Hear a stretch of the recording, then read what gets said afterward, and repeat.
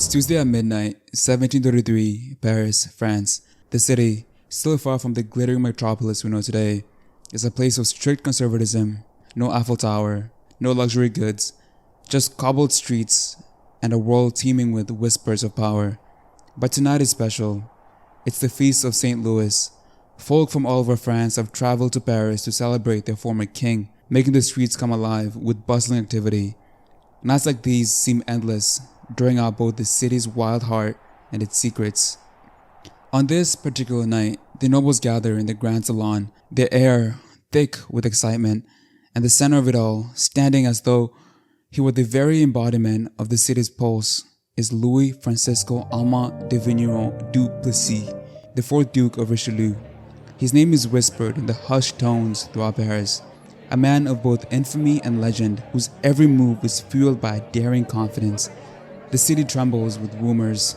He doesn't chase women, no, he makes them want to be caught. This reputation precedes him, and tonight he's already conquered the room without uttering a single word.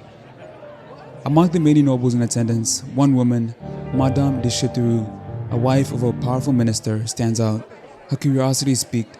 She heard the whispers, the stories, yet she tells herself she's only here to observe, but her eyes betray her. When Richelieu moves throughout the room, it's as if the very space around him shifts. His presence alone commands attention, and when his gaze lands on her, a fleeting moment, but a moment that makes her heart race. She feels it. The weight of his stare is more than just admiration, it's a challenge. She turns away, trying to maintain control, but the pull of his attention lingers. Moments later, she feels him near, closer than before. Without warning, he passes behind her, his breath warm at her ear. "It must be exhausting," he murmurs, just for her. "Being the most fascinating woman in a room full of men who don't know how to listen." A thrill runs through her. She exhales, steadying herself before turning to face him. But he's already moving, slipping into the dimly lit corridor beyond the salon. For a brief second, their eyes meet again, and without a word, he beckons her forward. His presence alone, boldness incarnate. He doesn't ask for permission, he commands it. She hesitates for a moment, but then follows him down the narrow hallway. At the end, he stands in silence, allowing the space between them to stretch. He doesn't say a word at first, simply watching her, waiting for the next move. Then, with a small, knowing smirk, he reaches past her, his hands brushing against the wooden door behind her. He opens it slowly, as if offering her a choice. His quiet challenge hanging in the air like a thick mist. Inside the room is dark, save the faint light that leaks through the windows. The Duke steps inside, glancing over his shoulder, as if to test whether she'll follow. The door closes behind her with a soft click, and in that moment, something shifts. She realizes, with a start, that she hasn't been lured here. She wanted to come.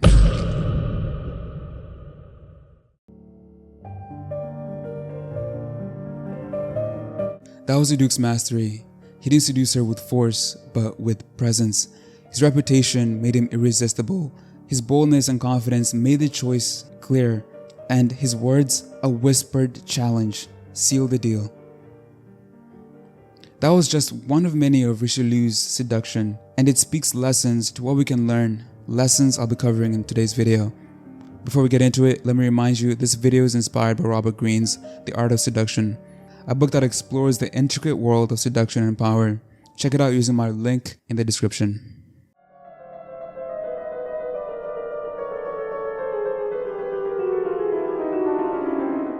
Number 1. Eliminate the barriers. There is no single key to success in seduction. Just like in business, the game is much more nuanced.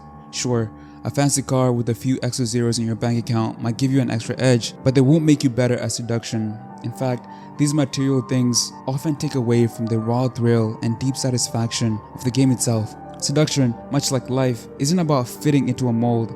It's about adopting and understanding that the world is too diverse for a one-size-fits-all approach. Instead, dig deeper and become more of who you already are. We'll touch on this shortly, but the key here is to eliminate the internal barriers that tell you you're incapable of taking action. You're probably listening to that and nagging your voice in your head saying, "I'm not good enough," or "I don't have what it takes." Here's the truth. The only thing that's standing between you and the woman you want to seduce is you.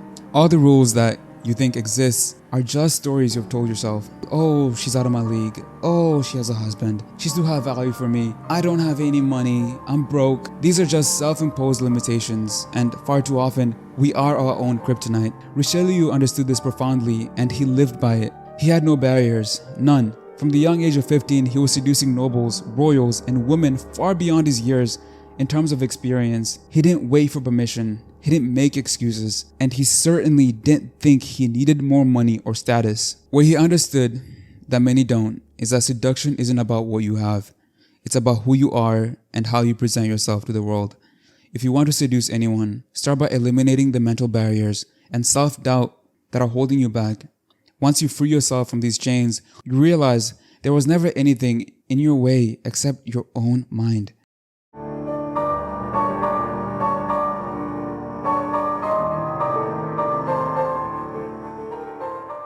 Number 2, use your mouth. Admittedly, Duke Richelieu was known for his wild, passionate gaze that could inflame any woman who made eye contact with him. However, that's just one part of his charm, a trait that largely stems from his lust and the primal connection of his eyes. While your unique seductive trait may also lie in the way you look, it's far more powerful to enhance your ability to communicate. After all, we can't always control what we were born with, but we can certainly master how we use it. The reality of the matter is that a man's weakness is his eyes, while a woman's is her ears.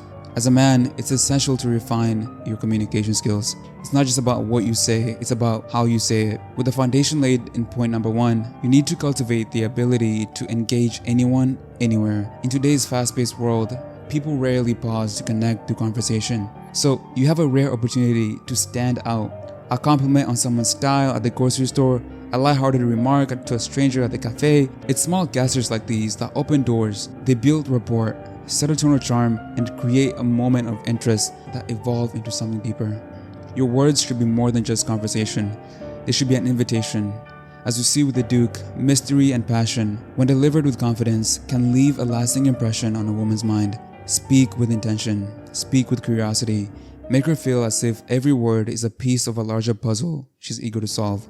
It's not about tricking her, but about weaving a tapestry of words that invites her into your world. Whether you're cracking a joke or whispering a compliment, remember, the most powerful seduction is when your words capture her attention and leave her wanting more.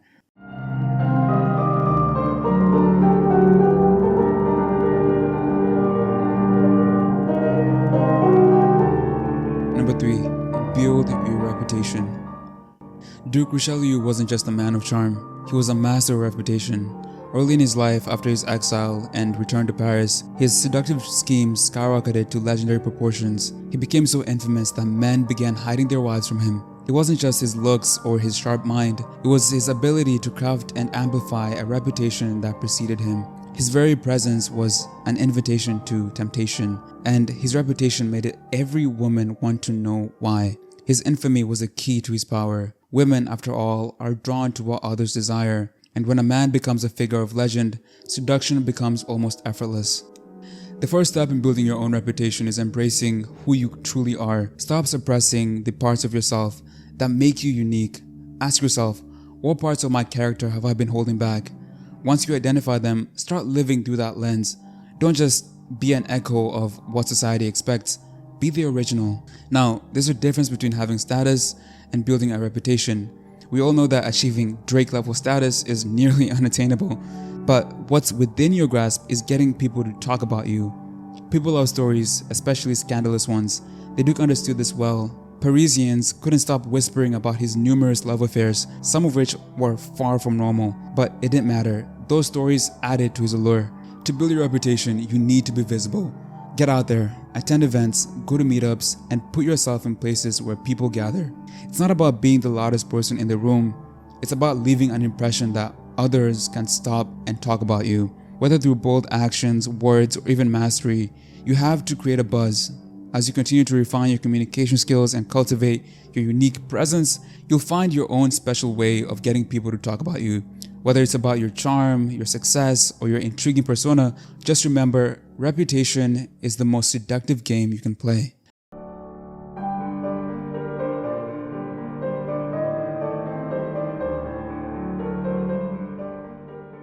Number 4.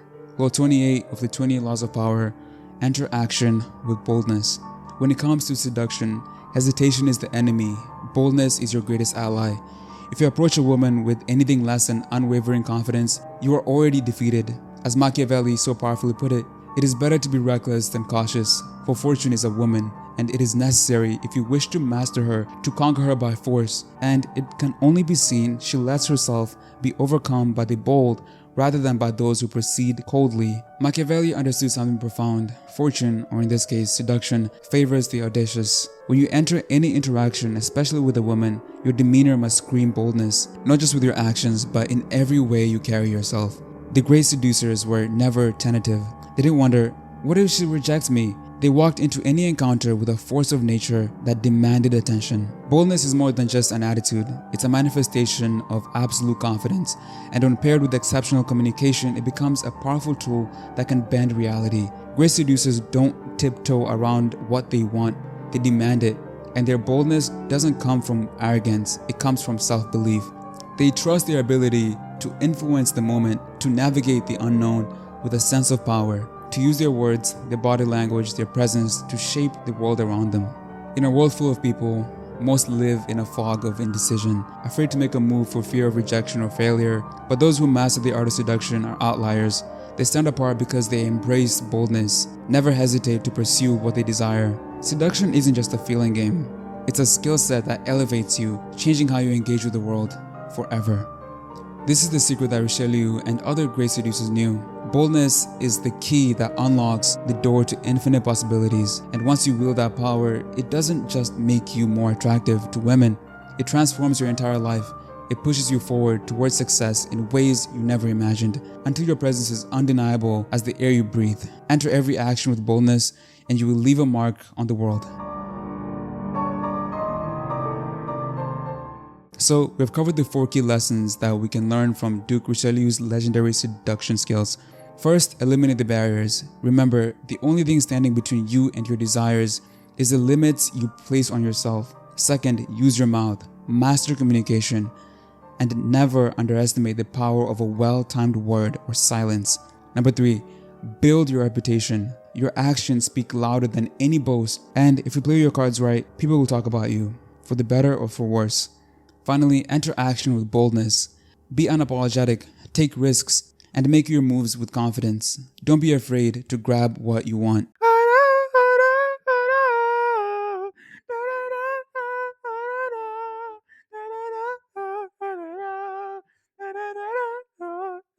Now, it's time to put this into action. Over the next week, I want you to go out there and practice one of these lessons. Maybe it's starting a conversation with a stranger. Maybe it's working on your reputation in your social circle. Or maybe it's simply being bolder in your approach to things you've been hesitant about. Whatever it is, make it count. And a reminder, seduction isn't just about romantic relationships. It's about mastering the art of influence in every part of your life. Drop a comment down below with your experiences, or let me know how you apply these principles in your day-to-day life. Again, this video is possible because of the laws of seduction, and it only scratches the surface of the book. Please check out the book using the link in the description to support the channel. And don't forget to subscribe for more powerful lessons from all your favorite books. Until next time.